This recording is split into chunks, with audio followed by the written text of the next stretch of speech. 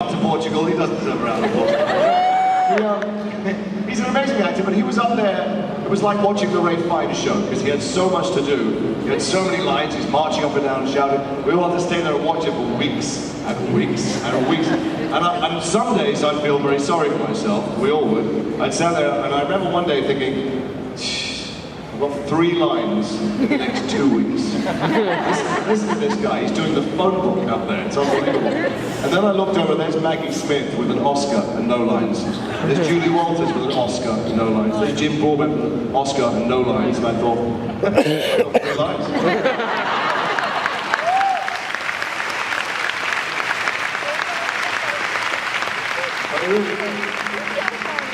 Every single one of those actors are people that I would queue up in the rain to buy tickets to watch on stage. So every day was a masterclass from everybody else.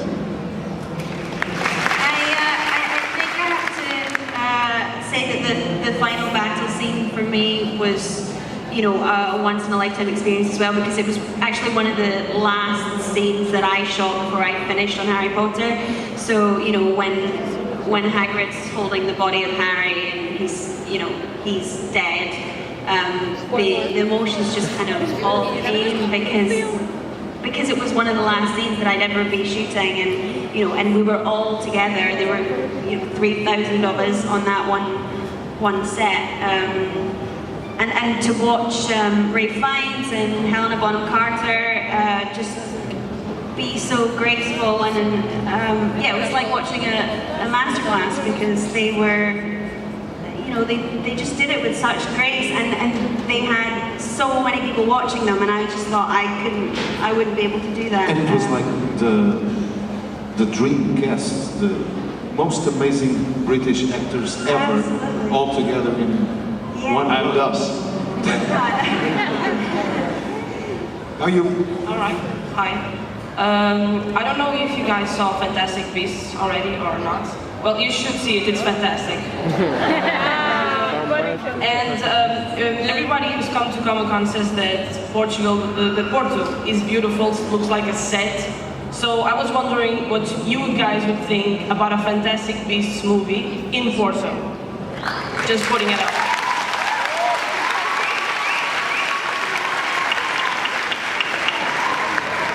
Yes, sign me up, I'm in.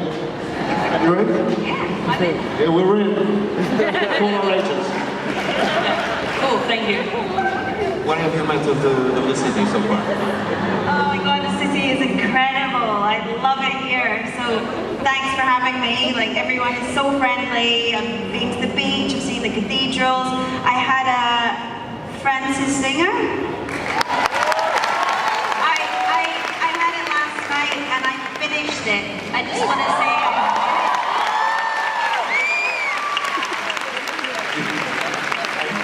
I bet you're still recovering. Yes, I am. When I eat Francis Inge, I go on for like 3 days without eating. I ate today. I've eaten a lot today too, so.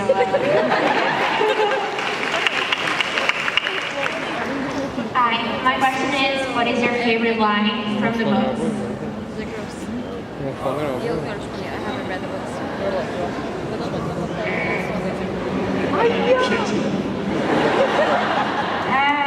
There's quite a few. Did you improvise, Annie?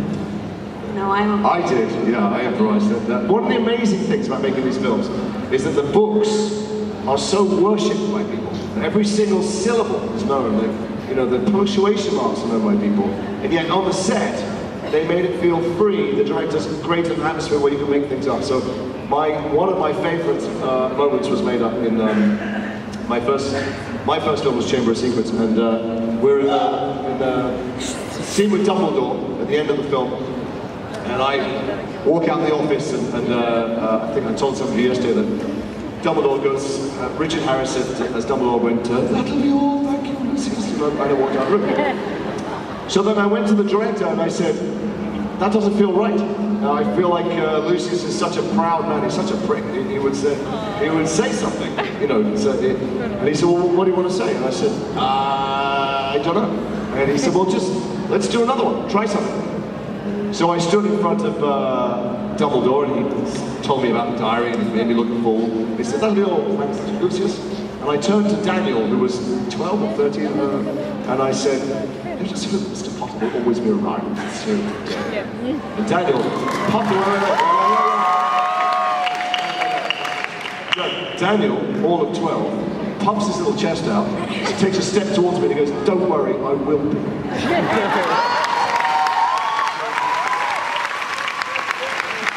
And I thought, shit, he's good, isn't he? I'm going to have to really concentrate on this job. And there were lots of times that I was encouraged or allowed to make up things. And I was amazed that I was allowed to make them up. And then people think they're in the book, but they're really true to the spirit of the book, which is a different thing.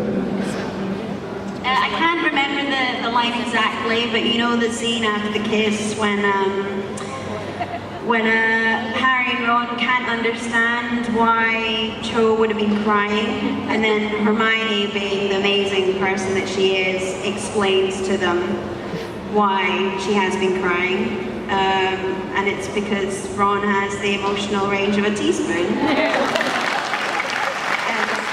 That was a great bit in the movie. Thank you. Good question. So, back there? It's not okay. Yeah, it's right.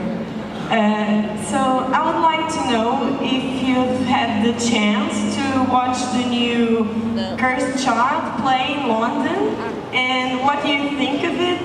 And also, what do you imagine your characters would be doing at that point of time? I think my character would need somebody to wipe his bottom. He's sitting somewhere in a ditch, rejected by everybody, maybe being walked over by donkeys and pigs. But I did see the play. Here's something I don't understand. All of you who bought the play, I know lots of people bought the script, and because it was called The Eighth Book, and I signed lots of them today. This is going to sound strange. If you haven't read it, don't read it. And don't read it because the play has some incredible surprises and magic in it. I do magic. One of my hobbies when I was a kid was magic. And I was completely blown away by some of the things that happened. I'm sure the play is going to go everywhere in the world. If you're very lucky, or if you save up, you'll get to see it one time. It's fantastic. And don't ruin it for yourself by reading the book, because it's got some amazing twists and surprises in it. I also think they did something extraordinary. They've managed to make a whole story work if you've never read a Harry Potter book, if you've never seen any of the films, and yet it works a million times better if you have. And that was a very difficult trick to pull off. But it's like everything Jo Rowling touches, she has the Midas touch. It's just touched with magic. I haven't seen it yet, but I'm seeing it next month. So, yeah. I'll let you know after I've seen it. And what would Cho be doing like 19 years after the end of Harry Potter, when the play takes place? I can imagine her being a very successful, independent entrepreneur. Is it?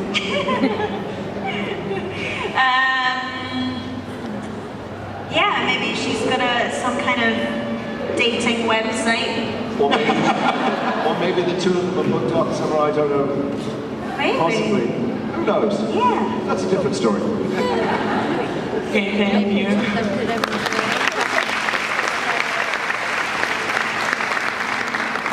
Hi. I have two questions. One is for Katie.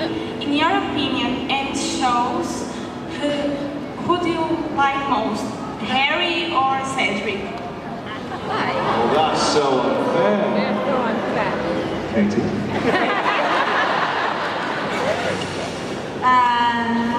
Cedric. Well, as Katie or as Cho? Both. Oh, both. Why did I ask that question? I think I'd have to choose Cedric. Yeah, I think it's probably a wrong idea to get involved with Harry, because he's got so much going on, and I don't think it ever really would have worked out. But with Cedric, you know, it came to an end because he died, and that and that's the basic matter of what happened, and that's why. So you're Team Edward. I'm Team Cedric. I think I'm Team Jacob.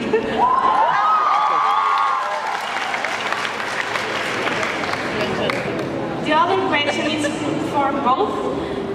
What character would you like to be if you weren't Lucius and Chosen? Well, I auditioned for Gilderoy Lockhart. And I was so good, they didn't give me the job. Because it would just would have outshone everybody else. But if they did it again, if Ken wasn't available, I'd like to be Gilderoy. Well, yesterday we were asked the same question, and I said Dumbledore. But now I've been given the chance again. I'm a villain. I don't know who.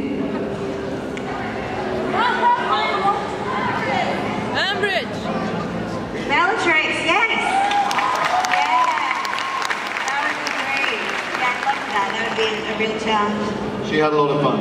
Basically, Helena was allowed to do whatever she wanted in any scene. And we were all very jealous. She could do anything at all. Thank you.